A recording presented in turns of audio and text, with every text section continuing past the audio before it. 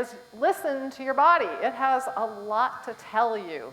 So if we start looking at the body, it's truly amazing, truly amazing. Let's see if I can make this work, because there we go. Yay. We have 2 ears. We have 2 eyes. You guys probably knew that stuff, right? Some of us have 4. We have 46 miles of nerves. We could put our nerves and go all the way to Waco and beyond.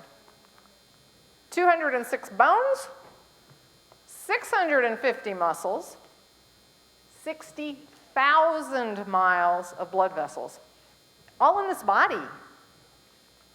And we've got one amazing brain, which has 86 billion cells. There will not be a test on this, okay? Those 86 billion nerve cells send and receive messages from the body at speeds up to 170 miles an hour. That doesn't take a very long time to get from my toe to my brain, because that's not very far. And we have an alarm system within that brain. That alarm system is designed to warn us about possible danger. Possible danger. Doesn't mean there's actually there, but maybe there's something you should look at. We experience that alarm going off as pain. So, anyone ever been asked, rate your pain, 0 to 10? Yeah, anyone who's been to the clinic has been asked. So, what does that immediately make you think about? Makes you think about pain. Just like if I tell you not to notice I have a blue shirt on tonight, and Jeff does too. We apparently both got the memo. Yeah, everybody looked over to make sure Jeff got the blue shirt on. Okay, so it focuses us on a specific thing. It focuses on pain. And this pain scale came into use at about the same time as that drug we hear so much about, OxyContin. Yeah, we had to find a reason and a way to measure, so it got used, and now every time you go to the clinic, you get asked how to rate your pain, and so we think about pain, and we get in this cycle. So what we know from the research is that the more you understand about how pain works in the body, the more you'll be able to control it, and the less pain you will experience.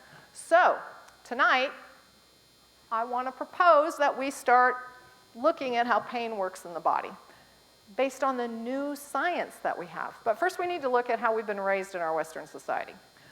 And we've been raised based on the Cartesian model, which was developed in 1664 by Descartes.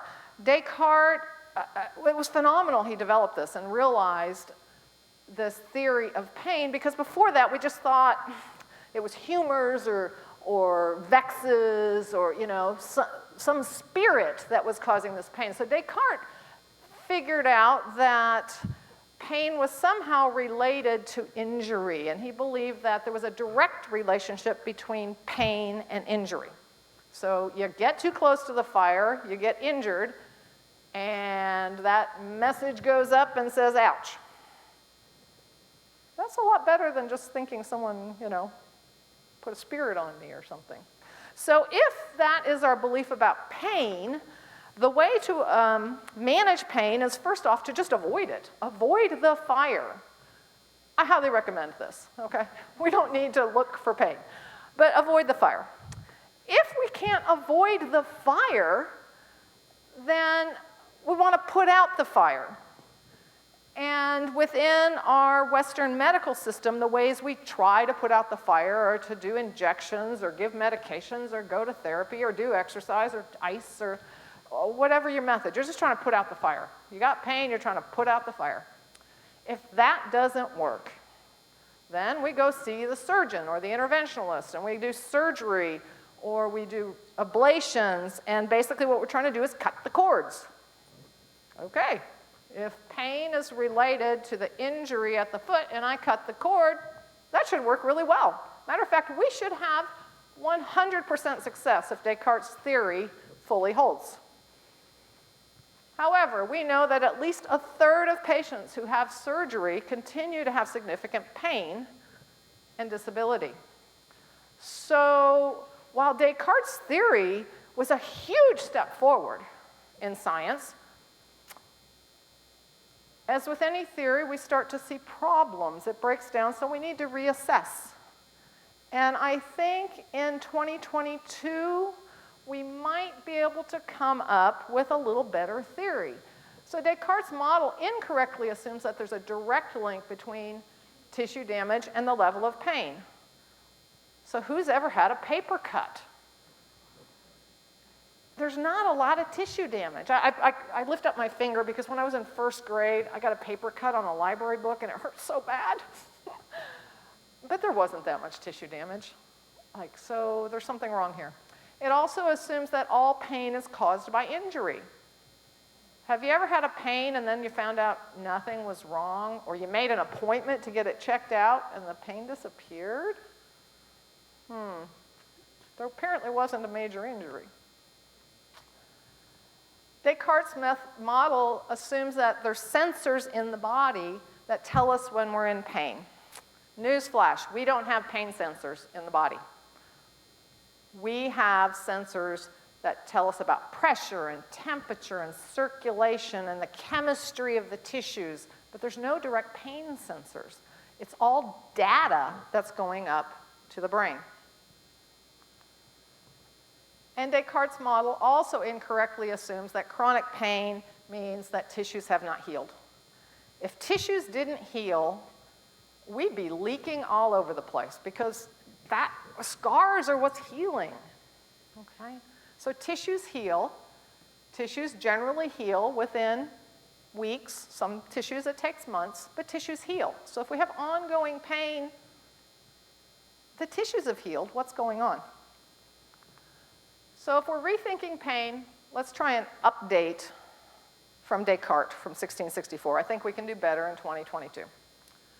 So I'm going to present to you some information on what we currently understand. Again, some of this is theory. This will probably develop over time, but this is where we are now.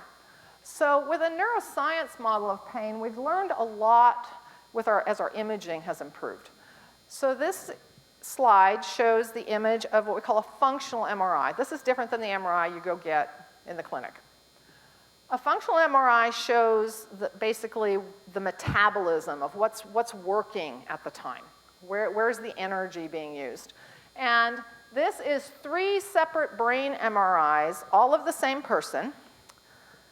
The top slides there are this person who is laying in the MRI, and they've MRI'd her brain, and she's laying there very comfortably.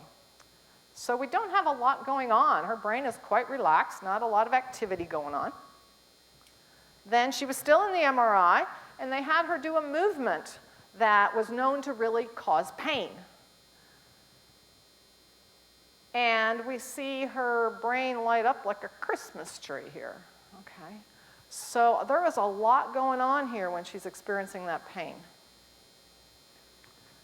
So they took her out of the MRI, and about an hour later, she went back in, and they had her do that same movement that caused so much pain there in the second MRI. And if we kind of correlate all that activity means there's more pain, I think I'll choose door number 3 here over door number 2. What do you think? She didn't have surgery. She didn't get any drugs. What happened? This is the same person. What happened was she was given information on how pain works in the body. She was given the information that basically I'm giving you tonight of how does this system work. And once I understand how it works, now I can work with it more. And I can control things better. So one way to look at pain, I like cartoons, they're easier to remember, you know, is pain is just an alarm. It's an alarm. It's an alarm of possible danger in the body. And so we can think of it as a committee decision of this brain committee we've got going on. So I told you that we don't have pain receptors. So all this data is coming up from our body, from all these different places, and going up to this brain committee. And we know how committees can be, right? Anyone ever been on a committee? Yeah, okay. On this committee, there are many different players, and it's a little different for all of us, who's on the committee or who has the biggest voice on the committee. But once we begin to understand that there are committee members, then we can start trying to influence that committee to vote no on pain, okay? So we don't have to experience as much alarm. Because the committee can vote a yes and create pain with nothing wrong. You can have false alarms. We don't want to ignore pain, but sometimes we need to assess and see what's going on. So some of the members that are commonly on the committee are our attention. How much pain are you having? Rate your pain. Oh, my attention just got pulled to that pain. But we're in the middle of football season right now, and pick your favorite team. And if one of the players just had a foot injury, an ankle injury, and there are 10 seconds left in the game, they are on the 2nd-yard line, and they are 6 points behind. That player, they're on the offense. Do they feel that pain right then? No way. They're focused. Their attention is on something totally different that's much more important than their foot because they want to win this game. And after that play, they made the touchdown and their kicker got the extra point. So they just won the game. Is that person now like, oh yeah, I guess I ought to pay attention to this foot? Are they going to hurt more or less than if they had missed the touchdown? They're probably going to hurt a whole lot less if they're celebrating they won. But if they missed it and lost the game, that injury is going to hurt a whole lot more because that attention piece of the committee is focused now on this pain, and everything is bad. Everything is bad. What we're thinking in our state of mind will affect how much we hurt. It'll affect how many members of the committee vote yes. Other things which can affect are our muscles. Are the muscles cramping? Are the muscles strong and in good shape? The muscles are healthy and strong. They're not going to complain near as much as if they're weak. They're going to be they're going to be much more resilient, less likely to vote yes. Our memories. If you've had this before, if you felt the same way before, and yeah, it went away and I felt fine, then maybe it's not going to vote yes. But if you've had this pain before and things were not good, oh my. My favorite story on this one is from a colleague of mine, Cheryl. Cheryl had a gentleman who was in a car accident. Significant whiplash, lots of pain, lots of spasm. Took a while, but he got better. He did great. It was a couple years later. Cheryl gets a call. Cheryl, I need to see you. What's going on? All my pain. I woke up this morning and all my pain is back. It's like I just had that accident again. Well, what happened? Nothing. I just woke up this morning. Cheryl brought him into the clinic and checked out. It's not really seeing a lot. I mean, muscles are a little tight, but nothing major. And she gets to talking with him. So what's going on? He's like, I just got a new apartment. You know that little bakery downtown? It's right above that bakery. Smell of bread, all those baked goods in the morning. His car accident a couple years ago occurred in front of a different bakery. His brain committee memory put the smell of fresh baked goods connected with whiplash and said, oh my goodness. So he's asleep now in his new apartment. They start baking really early. So his defenses, there's nothing there for him, and starts smelling this, and his body goes, oh, fresh baked goods. Must be bad because last time this happened, there was a lot of big problems. Things went crunch, and this was not good. And so there was no injury there. But because of that smell and that memory on his committee, that committee member on him had a very strong say that said, yes, we need to put this pain here. And pulled the pain alarm. It was a false alarm. It felt the same. So once he realized this, it was like, oh, okay.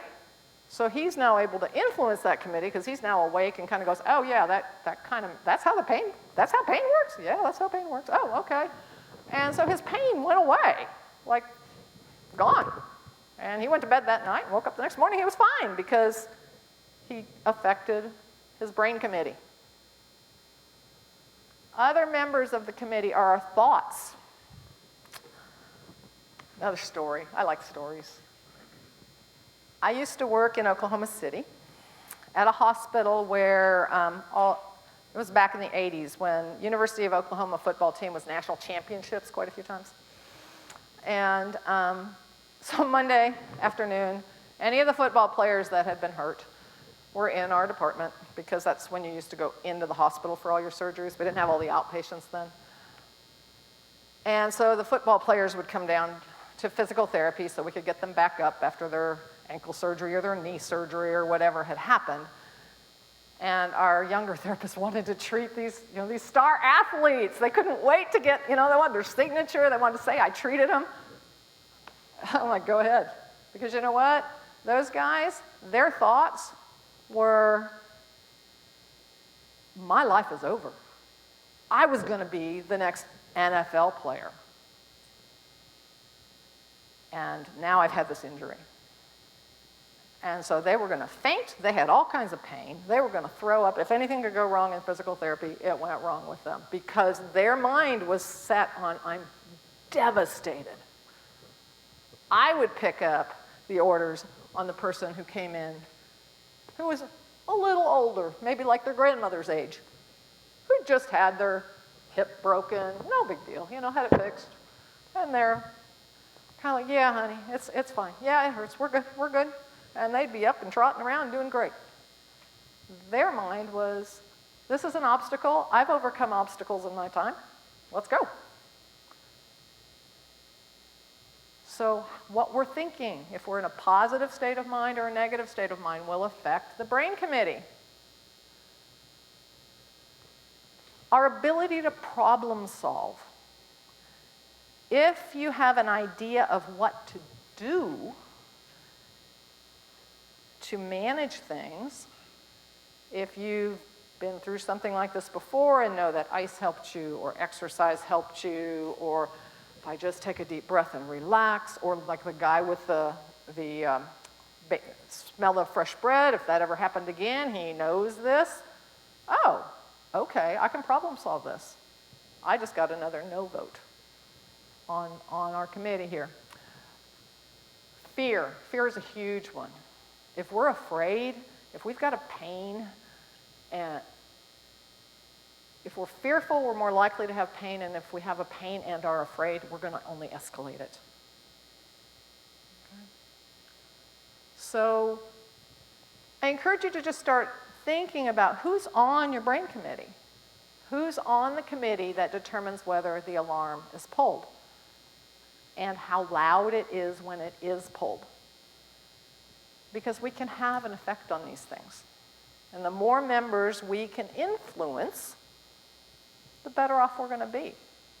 I may have, an injured knee.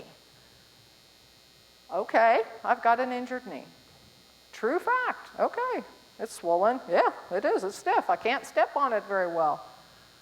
But I know I'm going to heal, and I know if I just relax with it, that I'm going to experience less pain. I understand how pain works.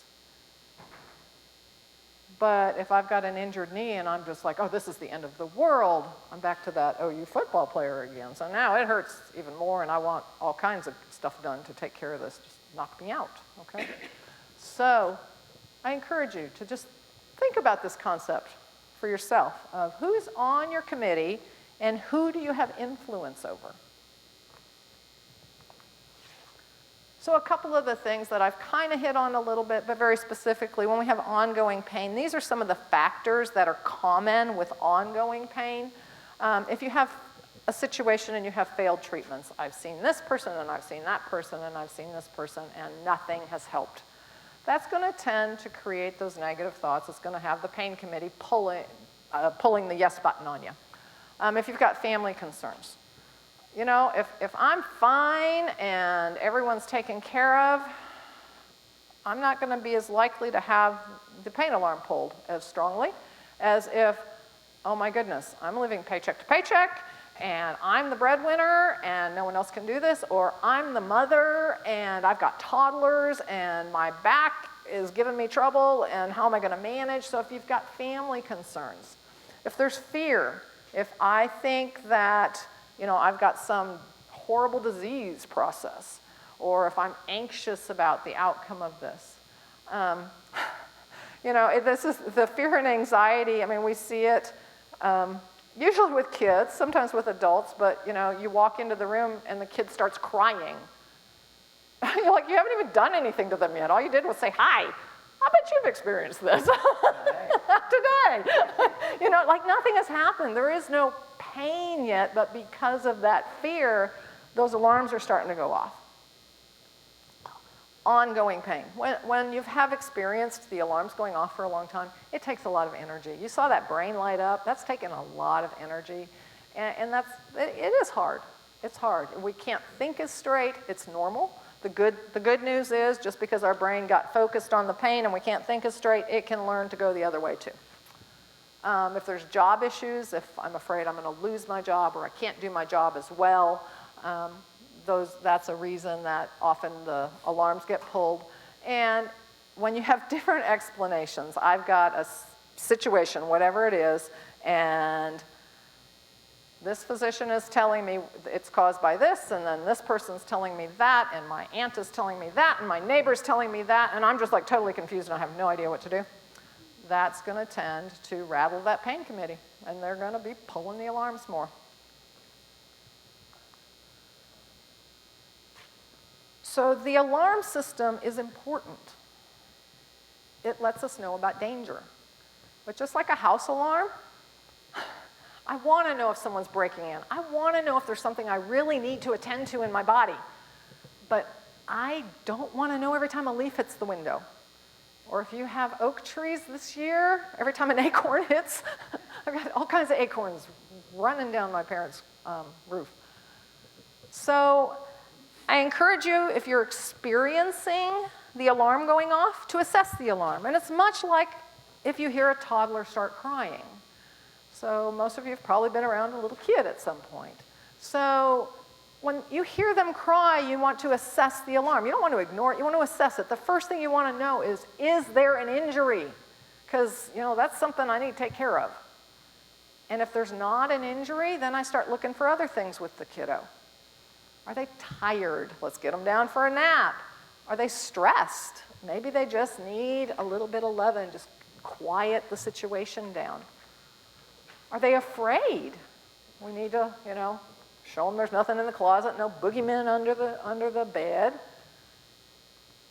Or are they just throwing a he-wally fit? Okay? They didn't get what they wanted. You said no. Our bodies and our pain alarm can do the same thing. If there's an injury, yes, I need to attend to it. But once I figured out that, yeah, no, I got a little rattled, I fell down, yeah, I've got all my parts, there's no major blood, okay, I'm okay. I need to take a breath and let the pain committee settle down. Tell them, it's okay, we got this, we got this. I don't need to attend to it if it's just throwing a fit. But I'm never saying ignore the alarm, I'm saying assess it first, okay? And once you've assessed that there is no danger, there's no true risk, then change your attention. The pain may still be there, but if I keep attending to it, it's just going to be like the kid. If I attend to them when they throw a tantrum, what's going to happen next time I say no? We're going to get better and better at throwing tantrums. Our brain committee can get really good at throwing tantrums. So if we learn to assess, because we don't want to ignore, but then go, okay, you're just throwing a tantrum, I'm going to make sure you're safe, and I'm going over here and taking care of this. I'm going to change my attention. I'm going to affect as many people on that brain committee as possible to decrease this tendency toward the pulling it. So some of you are probably going, yeah, but Tammy, I've got a rotator cuff injury, I've had whiplash, I've had back surgery, I have a disc, I have arthritis. Okay. If you're 30 and your shoulder feels fine and we do imaging on it, a third of you will have rotator cuff abnormalities on the MRI, but you have no problem. If you're 70, it's 2/3. Those are people without any problems, without any pain. So the image doesn't really tell us. Okay. If you've had rotator cuff surgery and you recover, everything's doing great, feeling good, and we re-image, we can find some significant abnormalities in 2/3 of people, but they're doing fine. So just because you have an image abnormality doesn't mean you have to have the committee pulling the alarm. You can have rotator cuff issues without the committee pulling the alarm. Demolition derby. They crash an average of 50 times an event. That's a lot of whiplash going on. And that's just one event, that's one night. And they do this many times. And yet among demolition derby drivers, only 2% of them in their careers have any long-lasting neck issues. Wow. Medical professionals who have whiplash return to work 200 times faster than non-medically trained people. Their images are the same, their movement restrictions and all of that are the same, the injury is the same, but they have the knowledge and they have that problem-solving ability, so they can affect the committee, and now you can too. Disc herniations. Yeah, 40% of people without back pain will show a lumbar disc. 40%. And they don't have pain. So while it may be involved with your pain, it doesn't have to cause pain. And after a couple months, if we re-image, generally those disc herniations have decreased by at least 50%, and over time they will reabsorb. And those that have had back surgery, for most people, there is no reason, once they've recovered and strengthened themselves again. So it's not just a matter of having surgery and then, okay, I can never do anything. Yeah, it needs to be graded, but once you recover, and for most people, there's no reason to limit anything other than maybe stupid things. NFL players who have back surgery, 80% return to the NFL. I don't think there's anyone in this room who has that kind of job or an activity going on. If they can play after back surgery, I can probably be active. NBA players, it's 85%, so they do better. And I've got arthritis is another statement, or I've got bone on bone. 50% of people, if you look at images that aren't complaining of pain, 50% of them will have arthritis, and they don't have pain.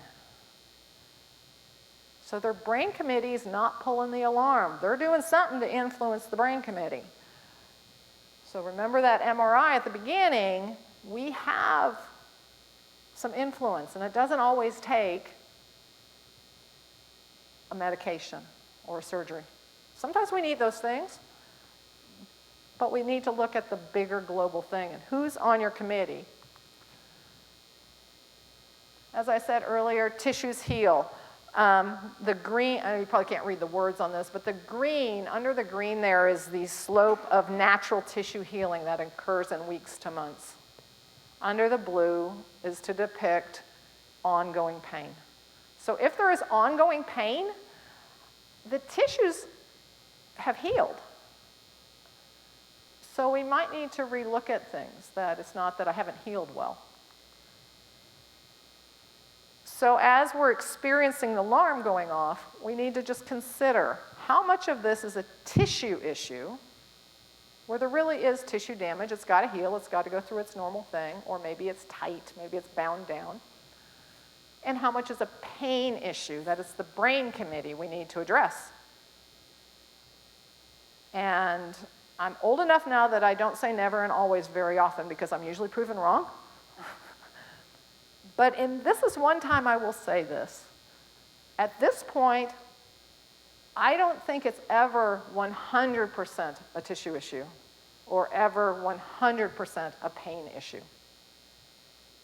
If I just was in an accident, something happened, where I have more tissue healing that needs to happen, there's going to be a little more tissue involved in that, but there's still that pain issue. There's that brain committee I can have an effect on. If I've healed and I'm still having significant pain, then maybe it's more of a pain issue that I need to deal with. Not to say there isn't some tissue issues going on that maybe need to be loosened or strengthened,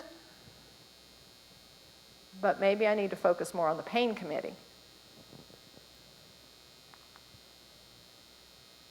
So when we're rethinking pain,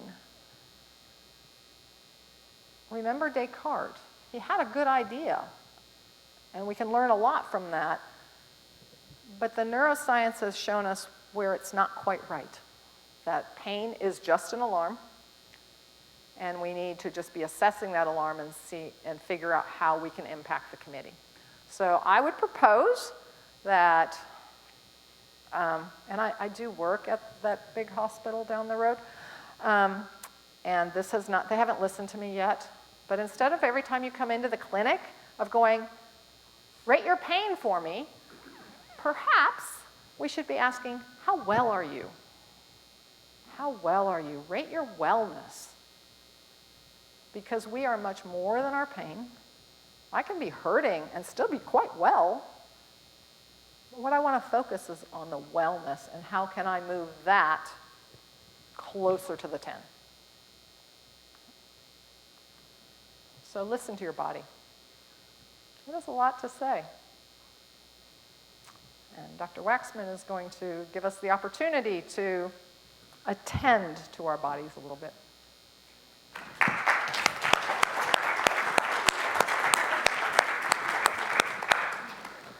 Thank you, Tammy.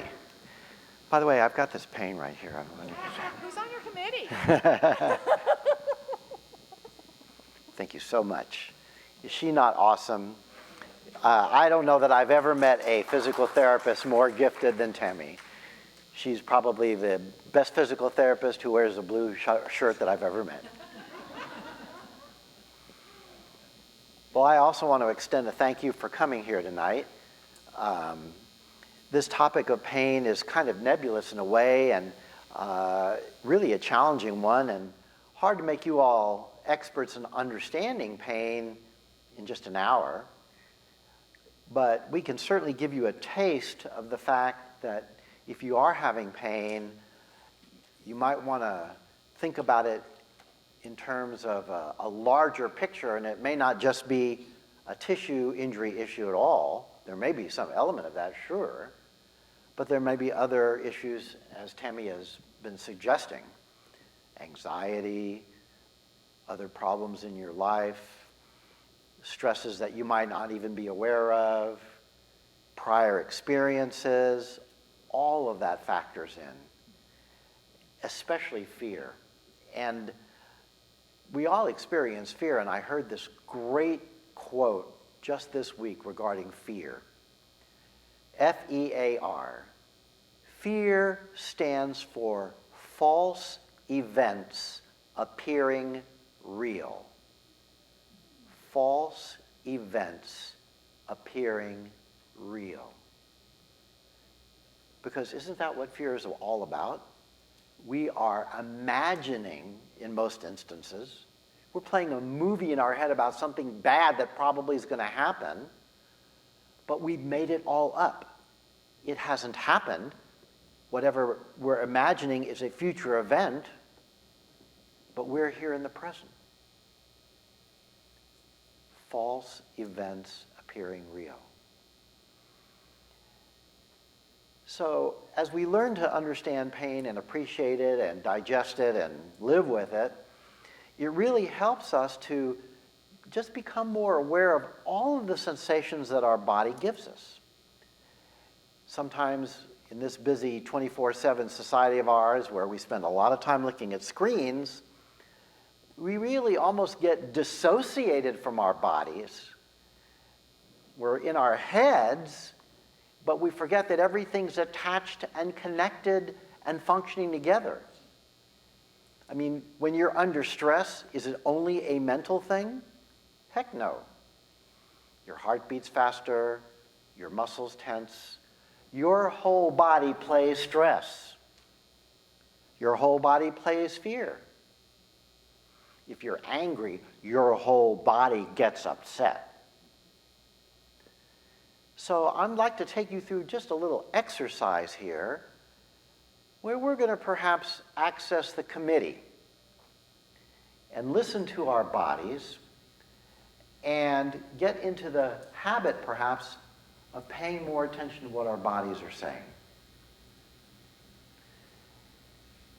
Because the more we pay attention to what our bodies are saying, the more we'll be able to live in the present, understand what our body's messages are telling us, and then it'll allow us to deal with life and reality much more effectively and creatively. So I'm going to put on a little bit of background, hopefully.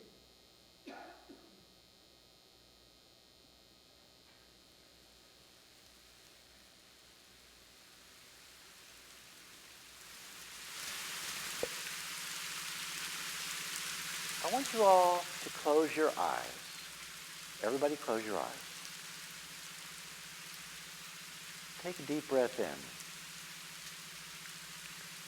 Let it out. Breathe in. Breathe out. Just notice the air. The air as it moves in through your nose and out.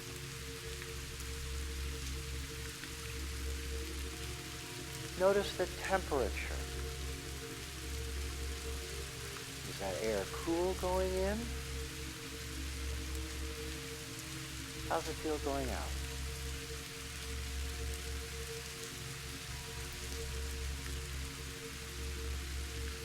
And as you breathe in and out, I want you to focus your attention on your toes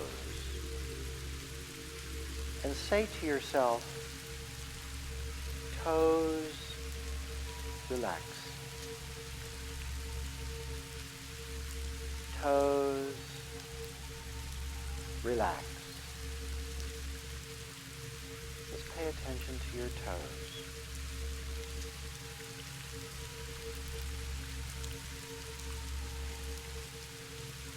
Focus on the soles of your feet. Soles, relax. Soles, relax. And as you do this, it's normal that thoughts are going to pass through your head. We think thoughts all the time. Notice those thoughts. Think of them as clouds. Just notice that you have a thought. Maybe it's how you're going to drive home tonight or something you have to do this evening. It's just a thought, just like a cloud. Blow it away. It's okay to observe your thoughts. They're normal. But pull your focus back to your body. Focus on your heels. Heels, relax. Heels, relax.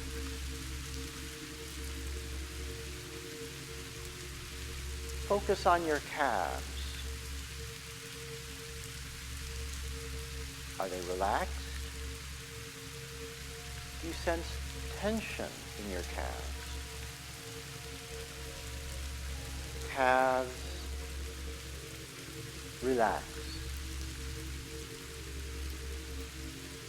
calves. Relax.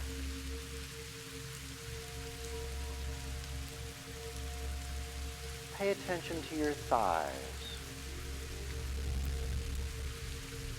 Say, thighs, relax. Thighs, relax.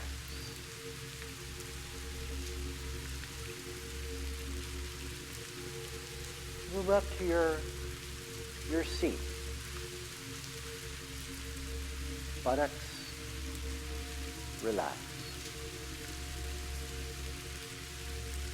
Buttocks, relax. In fact, just as you have your eyes closed, imagine your legs are just large ropes, just passively sitting there on the chair, just completely immobile. Could be heavy, could be light. Just lying there, immobile.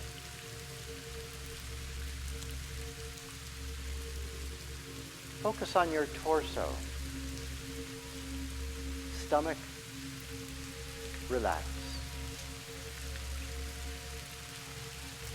Stomach, relax.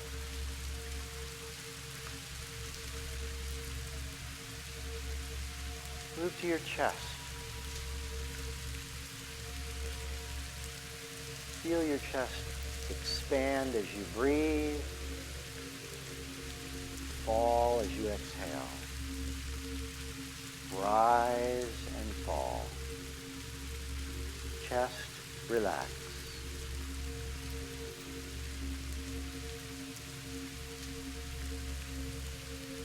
Shoulders, relax.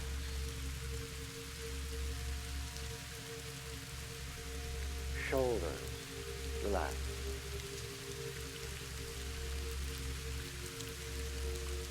Forearms, relax.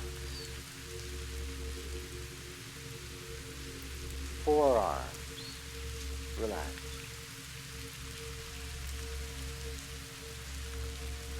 Fingers, relax.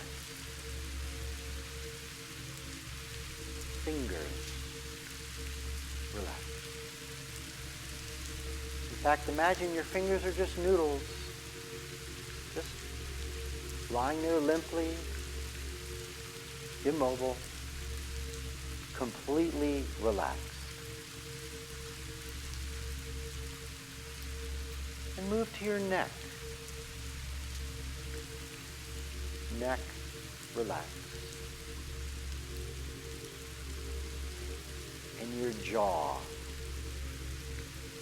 Is it tight? Is it loose? Can you let your jaw relax? Often our jaw becomes so tense when we're stressed. Cheeks, relax. Cheeks, relax.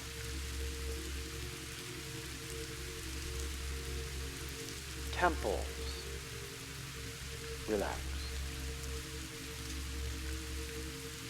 Temples, relax. Now, keeping your eyes closed, I want you to imagine the number 10 in space. It might be on a computer screen, billboard, might be projected onto the windshield of your car. See the number 10. And I want you to double your relaxation. Double it.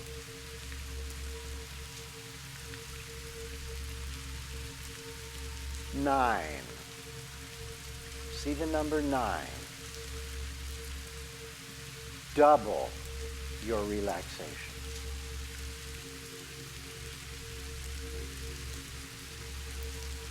8. Double your relaxation.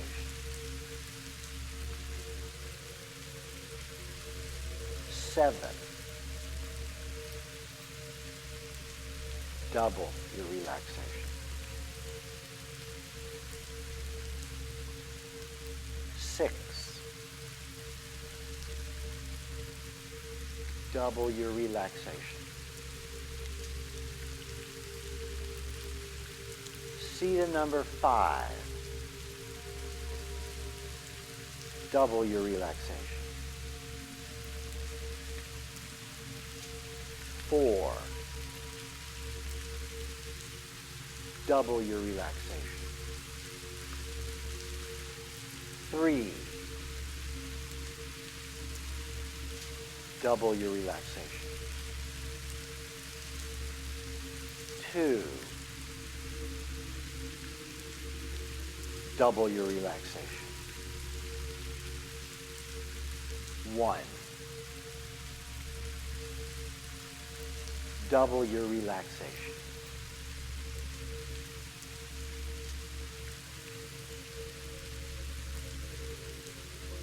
Now I'm going to count down. When I get to 1, you can open your eyes. 5, 4, 3, 2, 1. Open your eyes.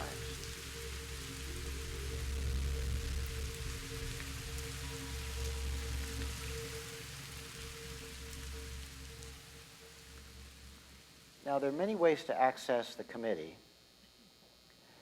This little exercise is something that my wife and I try and do just about every morning. We're not always perfect about it. Sometimes we're busy.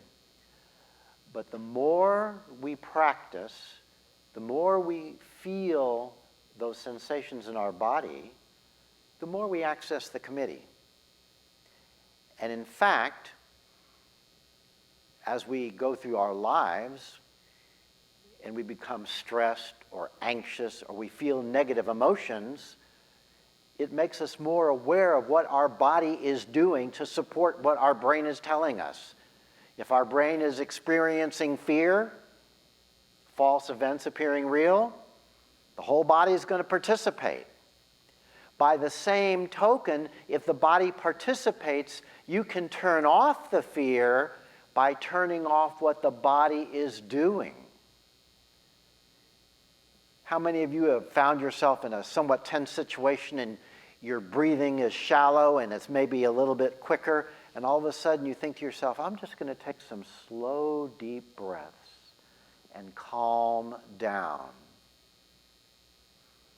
You're accessing the committee and through your own physiology, sending a message to the committee to think and act and feel and be different. Now, this is only a taste, and there are many different ways to do this. And in fact, if any of you are interested in this, the one book I would suggest you pick up and read is called Positive Intelligence, because it clearly explains in that book how you can train and practice various maneuvers to access the committee and influence those decision makers up there so that the experiences of pain or fear or inadequacy or shame, all of these are negative emotions. All of them can be better understood and perhaps redirected so that we're living in the present and enjoying life to the fullest. So on that note, I'm going to stop, and if any of you have any questions for either Professor Hebert or myself, we'll be happy to address them. Holly, are there any other announcements that you wanted to make about future Living Wells and Bells? Yes. There is. Y'all can probably hear me. I'm pretty loud. So the next Living Well and Bell is actually going to be on Tuesday, December the 6th. Dr. Noah Stratton, he's a lifestyle medicine physician at Baylor Scott and White. He's going to be speaking. If you guys would like a flyer, find the people in red. We're happy to give them to you, but December the is a Tuesday, will be our next Living Well and Bell session and our last one for 2022. How crazy is that? So, Personal plug for Dr. Stratton. He is my doctor. He is sharp. There are very few personal physicians at Scott and White that I really know well, but he is just an expert in how you can watch your lifestyle to improve your health, and perhaps do it in such a way that maybe you cut down on the number of medicines that you take, the number of doctor visits you need. He is a true gem for the community. Don't miss it. You won't be disappointed. Now, if I could ask y'all, if you have a question, please raise your hand, and I'll have a microphone. We'll also have Kylie, one of our social work interns, on that side with a microphone as well. So if you have a question, raise your hand.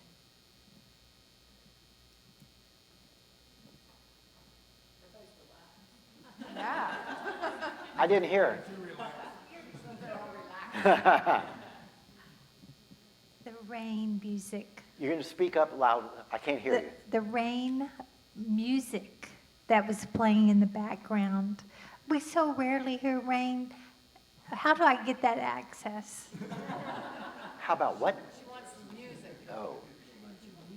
But you know, you can go to YouTube and do a search, and you can find all kinds of nature sounds. That particular piece, though, actually is from a program.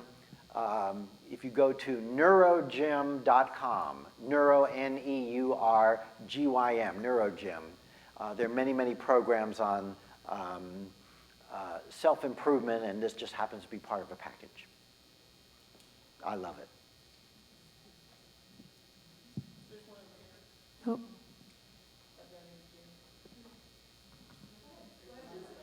Okay.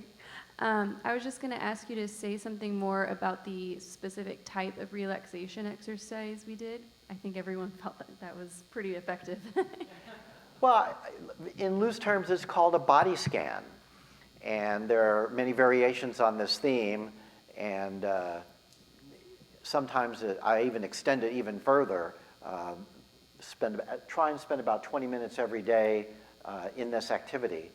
But even if it's only 5 minutes, and there are wonderful hundreds of meditation apps out there that will either guide you, as I did, or just play music or background sounds without any other accompanying vocals. And each person probably will find that a certain meditation or a certain way of doing things resonates better with them than in other people. What my wife does, even though she hears the same sounds, may not be identical to what I'm doing. What I'm doing is in my head what I just said with you. But this particular type of meditation is called a body scan, and for obvious reasons. But it is amazing once you start learning more about this and getting more in touch with your body as you go through certain activities in your life and you get upset or get scared for whatever reason, your whole body participates. And when you become aware of that, you can do what you want with your body, change your physiology, and thereby change your emotional state too. Pretty cool. I was going to just comment, great presentation, thank you very much. The first thing I thought about when you were talking, Dr. Hebert, is that when people talk about placebo effect, I was thinking that's kind of a short circuit way of getting to your brain committee and just saying, hey, here's something I'm going to give you. Your brain doesn't realize that it's nothing, but I'm giving it to you, so there's an action involved, and your brain like goes, okay, this is all good, and all of a sudden, you know, you feel. And recently I was reading in, I don't know, Psychology Today or some magazine, talking about some studies with people that have real serious kinds of, quote, medical issues, and where they did studies where you might, like even cancer patients, where you may typically prescribe drugs, and then they did studies and gave them placebos, and the results were that a lot of the placebo patients recovered or felt well, and they were getting nothing really. So that's real interesting to me. The second thing is the fact about fear or anxiety really is striking, I think. I bet a lot of us have pain, and really what it is, it's stress or anxiety or something that we're not willing to recognize or in denial about. And my wife and I kid, we have a brother-in-law, probably some of y'all have seen him because he's a chronic patient that's gone white. And he goes and talks to the person at the convenience store, to the doctor, to his neighbor, and he convinces himself that, you know, something is really wrong, and then it just escalates, and it's hard to deal with. Anyway, thank you very much for your presentation. I think your comments about the placebo effect are spot on. You know, in medical school, I think the thought was a placebo is like taking a sugar pill and giving it to a patient. It's not the real drug. And yeah, some of them get better, and the idea was you trick them. Well, you may not have tricked them at all. Just as you postulated, the mind is so powerful. It can exert all kinds of healing effects that we have only begun to tap into. And I believe something real is happening when that person takes that placebo. They are just harnessing their own mind in ways they didn't realize they had that capability. Would you not agree? I would absolutely agree. And there are currently some studies that have come out, even if you tell the person, I'm giving you a placebo, they're still getting the positive effects. Yeah. Well, I have to say about your relaxation, I have done that a number of times at night when I can't go to sleep. I start off with my feet or my head and relax each part of my body, but I always throw in there, God, help me relax this portion of my body. And most of the time, by the time I get to the end, I've fallen asleep, which it has helped me a whole lot. So I Thank like you. that relaxation. Appreciate that.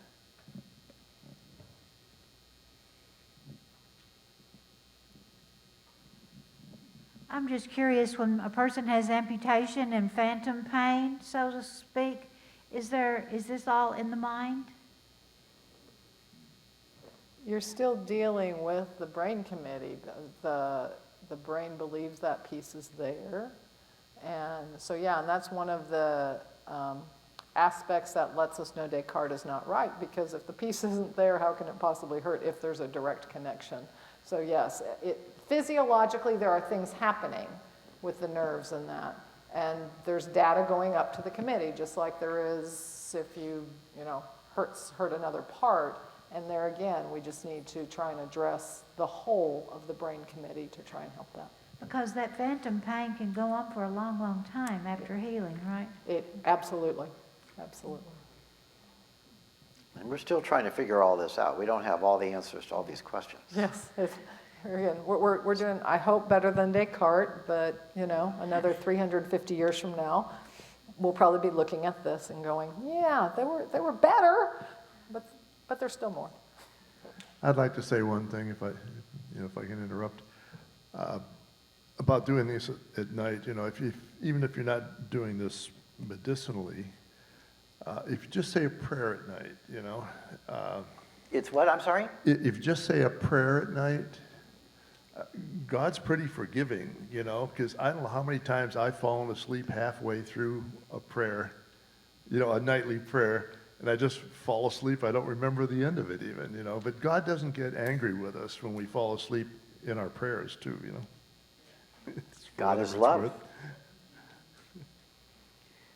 Well, again, I want to thank each and every one of you for taking time out of your day to come here and share this experience with us.